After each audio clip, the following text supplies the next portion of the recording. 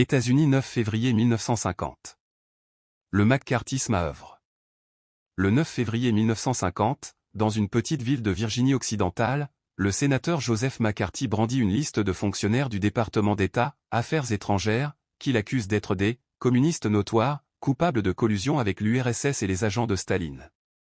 Le sénateur Joseph McCarthy, ce sénateur républicain du Wisconsin, un alcoolique de 42 ans inconnu du grand public, a la surprise de voir son propos repris par la presse nationale. Il est dès lors entraîné dans une campagne hystérique qui va bouleverser l'Amérique triomphante de l'après-guerre. Le président démocrate Harry Truman lui répond rapidement. Il assure qu'il a lui-même déjà écarté de la haute administration toutes les personnes suspectes de collusion avec l'URSS. Il met en garde aussi les Américains contre le risque d'une atteinte à la démocratie. N'instaurons pas un totalitarisme de droite sous prétexte de lutter contre un totalitarisme de gauche, dit-il en substance. Chasse aux sorcières.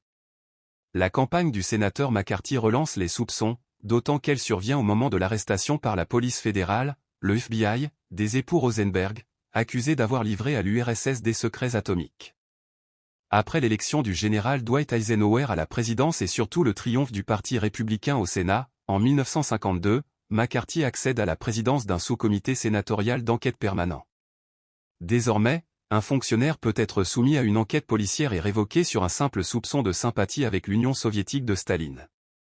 Voyant un espion communiste derrière chaque personnalité du pays, hauts fonctionnaires, journalistes, cinéastes d'Hollywood et intellectuels de la côte est, le sénateur se lance dans une délirante chasse aux sorcières.